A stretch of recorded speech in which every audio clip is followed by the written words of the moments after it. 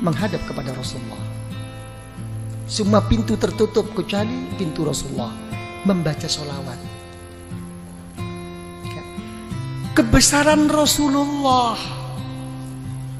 dengan kita membaca sholawat ke Rasulullah, walau riaan, walaupun kita riak, ada maksud lain karena melihat kebesaran Rasulullah, dengan membaca sholawat akan diterima oleh Allah. Sampai Al-Imam Ar-Ramli dan Imam Ibnu Hajar dipertanyakan oleh seorang murid, bagaimana buat saya wahai guru, dengan begitu banyak dosa yang saya kerjakan, banyak kesalahan-kesalahan, yang baik buat saya itu apa? Membaca istighfar apa sholawat? Dijawab, yang lebih baik baca sholawat. Sedangkan secara logika, kamu tuh banyak dosa, ingin diampuni dosanya, mestinya membaca istighfar. Ini tidak. Istighfar kamu tuh yahtaju ila asfi istighfarin. Istighfar kamu itu masih memerlukan 1000 kali istighfar. Belum tentu kamu istighfar kepada Allah. Makanya setengah ba'dul aulia, setengah wali tidak berani membaca astaghfirullahaladzim alladzi la ilaha illahu. Enggak berani. Saya mohon ampun. Betulkah kamu mohon ampun? Jangan-jangan habis ini kamu nanti suka lagi melecehkan Allah, kamu istihza. Enggak berani. Yang ada itu tidak mohon ampun, tapi Rabbighfirli, ampuni saya ya Allah, ampuni. Saya enggak mohon kayak saya ini orang pandai-pandai aja mengaku mohon ampun. Emang betulkah kamu? Sampai begitu akhlaknya. Ini ba'dil aulia. Tapi tetap kelas tinggi lagi wali, dibimbingnya oleh ulama thariqah. Tetap kamu harus mohon ampun kepada Allah, astaghfirullahalazim. Tapi bagaimana guru? Tapi kamu sandarnya bukan di situ. Bukan bersandar kamu mau pandai-pandai diri sungguh-sungguh mohon ampun kepada Allah. Kenyataannya kamu tidak kok. Tapi kalau kamu baca astaghfirullahalazim, kamu larikan kepada Rasulullah SAW. Kenapa? Karena Rasulullah membimbing saya menggunakan kalimah ini. Minta dukungan Rasulullah. Ini ikut. Okay, you understand? Ya, ikut. Karena itu dijawab oleh para ulama, baca sholawat. Kenapa? Karena kamu kalau sholawat sudah berKKN dengan Rasulullah Sallallahu Alaihi Wasallam, ya kan? Sejelek-jelek saya wahai Rasulullah, engkau tidak akan bisa mengingkari bahwa saya walaupun bagaimana termasuk umatmu wahai Rasulullah. Enak kan? Sholawat. Sampai ulama mengatakan, sealim bagaimanapun, engkau bisa membaca kitab bagaimanapun, dan engkau kerjakan di kitab itu doa-doa, diberi pahala oleh Allah, tapi tidak akan mendapatkan rahasia dan nur daripada Allah kecuali sholawat. Jadi orang thariqah itu mencari rahasia dan nur yang terselip di dalamnya. Jadi sholawat itu ngikut. Begitu sudah mengikut sholawat, dibanguni semua guru-guru, digiringnya, diarahkan untuk bersama-sama menuntun kita ke Rasulullah dengan membaca sholawat. Kita ikut Rasulullah. Alam nashrah laka sadrak. Coba, wahai Muhammad, apakah belum melapangkan hatimu? Sudah wahai Allah. Coba kita juga begitu akan menjawab, alam nashrah laka sadrak. Nanti batu khususi, iya ya Allah, seperti engkau melapangkan Nabi Muhammad, lapangkanlah hati saya ya Allah. Gitu, manja. Orang thariqat itu manja, tapi sesudah istiqomah, nggak istiqomah kok manja. Gitu. Alam nashrah laka sadrak wa wada'na. Apakah saya tidak telah meletakkan mengampuni dosamu wahai Rasulullah? Iya ya Allah, saya juga deh ya Allah, saya juga. Gitu orang thariqat, saya juga deh, ikutin deh, udah ngumpul nih. Begitu. Allazi anqadha, telah sudah nggak mampu, sudah patah semua ini kemampuan kita. Ya, alam nashrah laka sadrak wa wada'na anka wizrak alladhi anqadha dhahrak wa rafa'na. Wahai Muhammad, apakah saya tidak telah mengangkat sebutan-sebutanmu? Kalau ada la ilaha illallah mesti ada Muhammadur Rasulullah, ya kan? Kalau sampai Nabiullah Adam, ya kan, bisa berwasilah kepadamu dengan melihat setiap apapun yang di aras, yang di surga, nampak nama Allah, mesti ada nama Nabi Muhammad. Saya lebih khusus wahai Rasulullah, angkatlah saya. Tapi namanya hidup, walaupun bagaimana akan menghadapi suatu kegoncangan dalam kehidupan. Betul apa tidak? Diulang 2 kali di ayat ini, innama ala usri yusra, innama ala usri, sampai 2 kali. Sesungguhnya, percayalah yang mantap sama Allah. Sudahlah, sesudahnya ada sesuatu kesusahan, kerepotan, mesti ada jalan keluar. Sampai 2 kali. Ini menunjukkan bahwa kita ini mudah goyah. Gimana? Telah berhasil apa tidak perjuangannya ini? Yai, kok kalau dilihat-lihat kok innama al usri yusra, innama al usri yusra. Saya kok nggak pernah yusra, kok usri terus ini, ya apa ini? Karena saya jadi usri jadi usrak terus. Ngusrak terus saya ini. Ayo ngomong. Ya, gimana kok sampai tidak berhasil semua ini?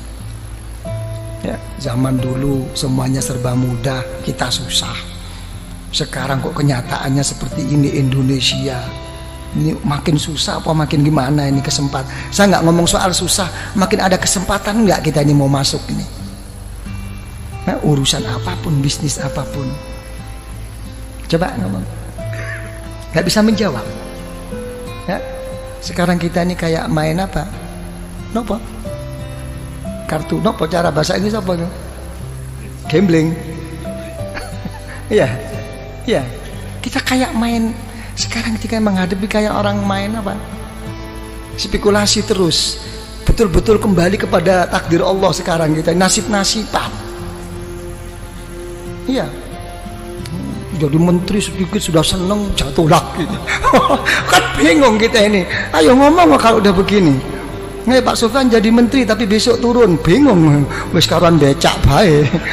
Iya, mesti dikasih tahu. Iya. Ini gambling ya kita ini ya, main terus ini kita. Nah coba ya apa kalau udah begini? Hah? Tidak pasti. Keadaan kita ini masih begini terus Pak Arifin ya. Nah, tidak mau kemana arah kita ini? Ya kan ya? Coba mau kemana nih?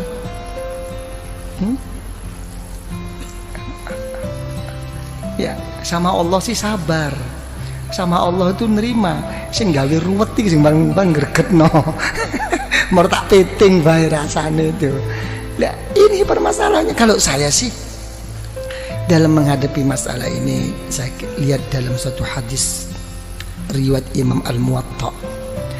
Ya, dalam kitab Muwatta Al-Imam Malik radhiyallahu anhu itu mengatakan ada satu hadis, kalau Allah Ta'ala itu menyintai seseorang akan diberi ujian oleh Allah. Enak enggak kira-kira ini? Hah? Apa? Yang enteng loh. Enteng enggak enteng itu bukan masalahnya, hatinya. Sesuatu yang enggak bisa dibuat enteng itu kalau sudah menyangkut amanat, tanggung jawab kepada umat. Selain itu terserah hati, dibuat enteng apa dibuat abot, ayo ngomong. Nah, ya, diberi ujian oleh Allah tentang dirinya, tentang keluarganya, tentang bisnisnya, sampai mau meninggal pun keluarnya nafas itu susah, tapi tetap ingat Allah. Begitu di akhirat masuk liang kubur, dijemput oleh orang-orang yang soleh. dibawanya menghadap kepada Allah, bertanya, wahai Allah, saya tidak punya ilmu, ibadah saya kurang, saya juga sering mengerjakan dosa, kok tiba-tiba saya sampai di sini nih, gimana? Gak ada nerakanya kamu, kemarin udah kamu ambil semua. Oh gitu dong, oke deh. Ya gitu. Tapi sebaliknya, kalau orang itu tidak disukai oleh Allah, diberi satu kelapangan, makin dia berbuat baik, makin diberi kontan oleh Allah di dunia ini. Semuanya cukup, keluarganya oke, kesehatannya oke, sampai mau meninggal pun lapang, lancar. Tertipu semua orang sekelilingnya, seakan-akan ka'annahuhu, itulah orang yang baik. Tapi begitu sudah sampai di sisi Allah, masuk neraka kamu. Oh, saya punya sesuatu, saya dulu habis, surga kamu udah kamu ambil kemarin. Jadi kita jangan tertipu, ya, dengan kadang-kadang gimana nih Yai, zikir pun sampai mau patah leher nih, kok nggak lancar-lancar. Ya kan, kok begini-begini, kenapa? Itu sih orang nggak pernah sembahyang, oke-oke aja nih, hotelnya makin tinggi, ini ikut Yai kok tambah begini nih, gimana nih? Wah, gua mau cari guru lain deh. Wah, iki mulai main dukun. Ini banyak yang begitu itu. Betul apa tidak? Inilah. Ya, jangan dilihat zahir, jangan. Gitu kan, itu ini yang ini jadi ini. Itu sudah ada, Rasulullah sallallahu alaihi wasallam itu sudah mengatakan ad-dunya jannatul kafir. Memang dunia itu surganya orang yang nggak beriman, tapi nerakanya orang ahli neraka, orang ahli iman. Satu tempo itu cucu daripada cucu Rasulullah SAW begitu hebatnya, gagahnya, naik kuda. Kalau sekarang mungkin naik Mercy begitu. Ada orang kafir protes, wahai cucu Rasulullah, sudah tidak sesuai lagi perkataan datuk engkau. Kenapa? Datuk engkau mengatakan bahwa dunia ini surganya orang kafir dan nerakanya orang beriman. Kenyataannya saya ini kafir kok melarat, kamu kok malah kaya. Kamu kok enak-enakan. Coba dijawab oleh cucu Rasulullah. Ya, sehebat-hebat saya di dunia ini, kalau dibandingkan besok di surga masih kayak neraka ini. Sesusah-susah kamu di dunia ini masih surga dibandingkan besok di neraka. Langsung masuk Islam. Halo, ayo kon masuk Islam. Kadang-kadang bodoh Islami ngomel, ah gila loh, ngomong aja. Ini loh permasalahannya. Ya. Jadi gimana kalau gitu? Ini robitoh, ini hubungan kumpulan ini. Apa yang berhasil? Kita selama ini terlalu terpukau dan selalu dianjurkan oleh orang-orang banyak. Apa yang dianjurkan adalah sabda Rasulullah SAW, man kana akhiru kalamihi la ilaha illallah dakhalal jannah. Siapa yang akhir perkataannya itu la ilaha illallah, masuk surga. Bagaimana orang itu mau ingat la ilaha illallah? Ya, pada saat itu semua setan, iblis datang semua kok. Silahkan kamu jadi orang kiai, jadi orang yang soleh, jadi ini. Yang penting nanti akan meninggal, akan gude iman kamu. Susah. Ini sebetulnya ini hanya cuma anjuran agar bagaimana zikir itu menjadikan tabiah, menjadikan otomatis, bukan hanya sekadar cuman dibaca pada saat perlu aja. Dengan keotomatisannya itu insya Allah, ya, menghadapi segala kesusahan mau meninggal ini akan diingati oleh Allah, dakhalal jannah. Kalau dia menyebut la ilaha illallah, itu anjuran. Tapi praktek Rasulullah tidak begini kok. Praktek Rasulullah akan meninggal itu justru beliau tidak mengatakan la ilaha illallah, malah beliau berdoa, Allahumma ar-rafiqul, ya Allah, pertemukan saya ya Allah, kumpulkan saya ya Allah dengan kawan-kawan saya yang mulia ini. Coba, ini Rasulullah. Nangis Sayyidatuna Aisyah radhiyallahu anha, idzan la yakhtarna. Karena Rasulullah sudah menyebut-nyebut orang-orang yang saleh, menyebut orang-orang yang tinggi di sisi Allah. Sudah jelas Rasulullah tidak akan memilih kita. Akan kembali Rasulullah kepada Allah. Ini ternampak, semua kawan Rasulullah itu ternampak orang-orang yang soleh ini. Ada satu kerinduan bertemu mereka-mereka. Ini maksudnya Robito itu di sini. Makanya ada istilah, dalam istilah ulama Thariqah itu apa? Ar-rafiq qablat thariq. Ya, mencari kawan itu sebelum pelangkah berjalan ke arah mana. Cari kawan, apalagi ke Allah. Yang benar cari kawan ini, yang bisa mendampingi suka dan duka. Itu doa Rasulullah. Allahumma ar-rafiqul a'la. Nampak. Jadi kalau orang thariqah, misalnya yang pernah saya saksikan, saya buktikan dengan orang tua saya sendiri, dan orang tua saya juga menceritakan tentang guru-gurunya begitu. Jadi begitu sudah sakit parah, kalau sudah sakit parah, ada orang lewat siapapun kok disebut itu gurunya. Ayah saya juga begitu. Sopori mlebu wau. Anu punya tutu Mbah Romli kok. Gurunya yang disebut. Sudah. Mbah Romli kok. Bukan ya, itu bukan Mbah Romli. Mbah Romli kok. Enggak begitu. Ruhaninya sudah ketemu itu. Di alam sadar. Ruh antara mau berangkat enggak berangkat ini ketemuan. Ini yang dinamakan orang-orang sufia itu yaqadha. Pada saat-saat begini. Jadi ini hubungan thariqah itu di sini, bukan apa namanya? Bukan hal-hal yang lain, sampai mau meninggal pun ada masalah yang begini ini. Karena jadi paham ya? Jadi begitu, innama ala usri yusra. Kalau sudah susah atau seneng, ya lari kepada Allah. Idza farauta fansab. Ya, kalau sudah selesai, ayo tetap jungkel loh.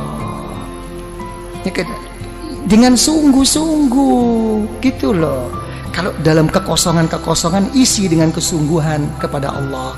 Wa ila rabbika farghab. Ini jawab. Jangan dimentahkan lagi ini, dijawab khusus ini.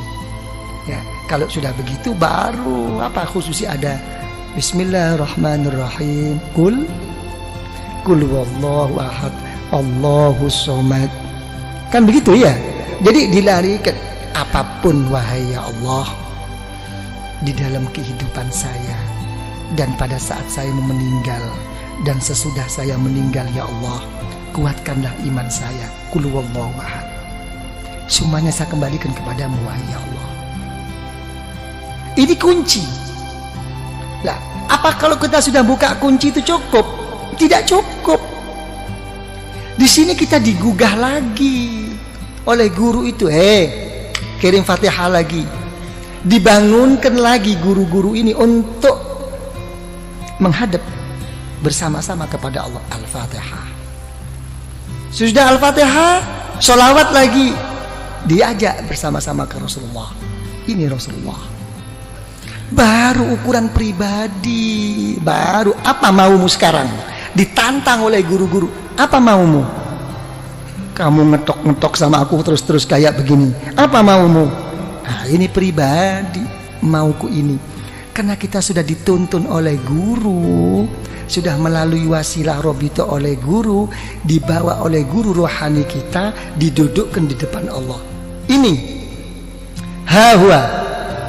Ini Allah. Ini di depanmu. Perlu apa kamu sekarang? Didampingi oleh gurunya di belakangnya. Disepuhkan, dituntun sampai di hadapan Allah. Apa kenyataannya dikhususi? Menyebut nama Allah. kepentingan pribadinya. Allahumma ya qadiyal hajat. Inilah. Allahumma ya qadiyal hajat, Allahumma ya qadiyal hajat. Ya Allah, ya, yang memberi, yang memutus, yang menyampaikan segala kehajatan kita, ya Allah. Allahumma ya qadiyal hajat, Allahumma ya qadiyal hajat. Ya, kita. Nah, habis begitu hajat-hajat terlalu luas, keadaan genting ini, ya Allah, hal-hal yang ini yang terlalu pokok, ya Allah. Saya banyak hutang, saya banyak kredit. Ya sudahlah kalau gitu. Allahumma ya kafiyal muhimmat. Kurang apa? Cuma jawabannya satu, kurang sungguh-sungguh. Komplit kok di khusus itu. Nah kalau sudah kamu semua ya qadiyal hajat, apa kepentinganmu sudah cukup? Tidak, kamu sebagai orang beriman. Terus gimana ya Allah? Dipanggil lagi Allah. Allahumma ya rafi'at, tinggikan darjah saya ya Allah, tinggikan, jangan kau biarkan seperti ini. Ya kan? Di samping engkau terima ya Allah, tuakanlah saya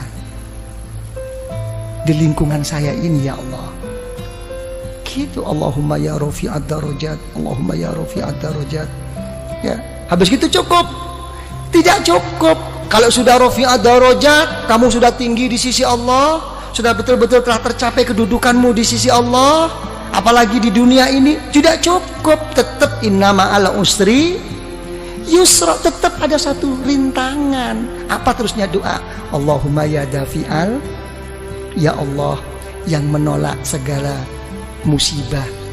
Banyak rintangan ini ya Allah, ini ya Allah. Begitu. Bukan berarti terus udah sukses, saya sudah beres, ini sudah oke lah semuanya. Nggak mungkin.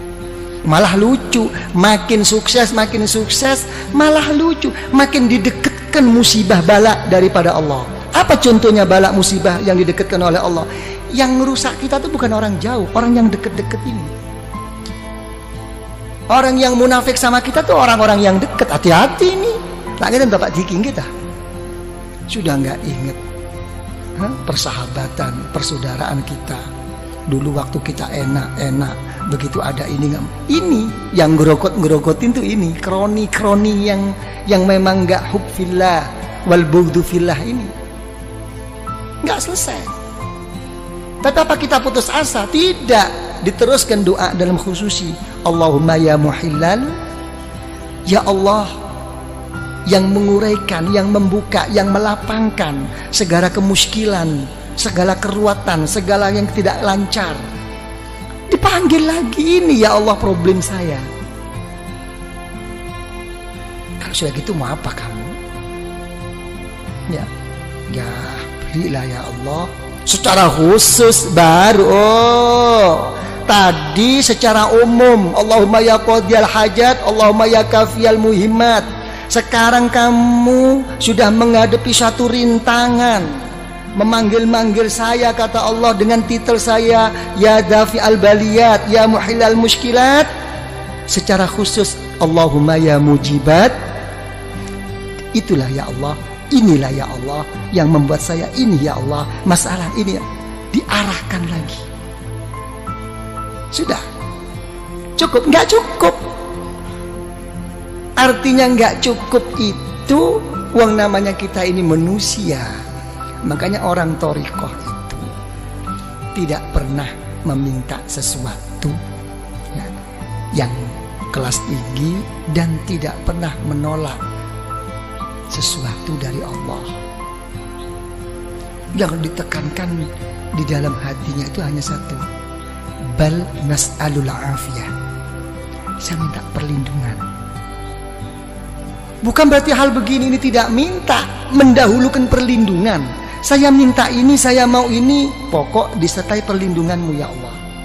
Ini dulu lancar semua, oke semua, ya kan ya. Apa perlindungan? Allahumma ya syafial amrod, sembuhkan saya. Walaupun tidak berhasil, pokoknya waras. Mek wis waras kabeh, cukup nggak cukup? Kita selalu ingin Allahumma ya arhamar ingin dirahmati. Kalau kita nggak dirahmati oleh Allah, mau pakai resep apa sekarang? Dunia sudah terbalik. Ra'a ma'rufan munkar wa munkaran ma'rufa. Zaman sekarang itu begini kok. Yang baik dianggap buruk, yang buruk pokoknya mengikuti kepentingan. Minta rahmat daripada Allah, baru sholawat lagi ya. Rasulullah diketok lagi, agak macet Rasulullah. Doa saya ini kok kayaknya ego banget. Allahumma sholli ala sayyidina Muhammad an-nabiyil ummi. Coba yang dipakai itu titel Rasulullah an-nabiyil ummi, nabi yang buta huruf. Lain kalau buta hurufnya Rasulullah begini, buta hurufnya kita ngeblak. Nah gitu kan. Tapi tetap ini menunjukkan apa? Kebesaran Rasulullah dan menunjukkan kebodohan kita. Titel Rasulullah yang buta huruf. Engkau buta huruf wahai Rasulullah kayak begitu. Nah, saya kan lebih buta huruf, mestinya lebih dikasihani dong. Jadi ke sana arahnya itu. Kita wis manja-manja diri Pak Arifin. Udah baca sholawat? Cukup, tidak cukup. Secara khusus saya punya jalur ya. Syekh Abdul Khaliq Al-Ghazdawani dipanggilnya, Syekh Abdul Qadir Al-Jailani radhiyallahu an dipanggilnya dengan Fatihah ya. Sudah sholawat lagi. Jadi Rasulullah itu kan untung sudah jadi roh. Nggak jadi roh kan capek dibangunin terus ya. Allahumma sholli ala sayyidina Muhammad nabiyil ummi wa ala alihi wa sahbihi wasallam. Sholawat lagi. Habis begitu diberi suatu doa pemungkas, pemasrahan diri kepada Allah. Hasbunallah wa ni'mal wakil. Sampai dalam satu hadis Rasulullah SAW, siapa yang membaca ini jangan lagi sungguh walaupun bohong. Yang orang membaca hasbunallahu la ilaha illahu alaihi tawakkaltu wa huwa rabbul arsyil azim. Baca 7 kali sehabis sholat subuh dengan habis sholat asar. Walaupun bohong akan didengarkan dan diterima oleh Allah. Karena memang susahnya untuk kita mau mengambil semuanya itu dipasrahkan ke Allah. Pokoknya nggak tahu deh ya Allah, apa yang saya minta mau di depan tadi nggak tahu deh apa kata Allah deh. Bilang gitu, engkau ini betul apa enggak nih? Bilang gitu, ya sebab inilah ya Allah. Kayak orang geblak gitu, ya wis. Setiap apa no ya anak dewe. Ya kan ya. Sama dengan orang-orang tua tuh gitu. Dia apa no anak dewe. Hasbunallah. La ilaha illahu alaihi tawakkaltu wa huwa rabbul arsyil azim. Pemungkas. Berangkat lagi, Allahumma sholli ala, sholawat lagi, dibanguni lagi Rasulullah, Fatihah lagi kepada Kanjeng Syekh, kepada Al-Imam Ar-Rabbani, sholawat lagi, penutup. Apa yang terjadi? Wis notok kula ya Allah. Apa sih kau ngakoni notok? Pak Arifin apa? Sudah sampai di puncaknya? Iya. Apa puncakmu? La haula wa la quwwata illa billahil aliyil azim. Yes? Memang betul-betul kamu udah nggak punya daya kekuatan? Iya. Terus mau apa sekarang? Kamu menghadap kepada Allah. Dipanggilnya Rasulullah, sholawat lagi. Habis gitu sholawat. Ayo secara khusus. Kalau kamu sudah bersih dengan dari pengakuan-pengakuanmu, baru diem. Tawajuh. Nunduk. Itu khusus. Nunduk secara pribadi. Nggih ya Allah, ini ya Allah, ini. Ditutup dengan pembuka agar semuanya jadi terbuka langsung kepada Allah dengan Al-Fatihah. Sholawat lagi.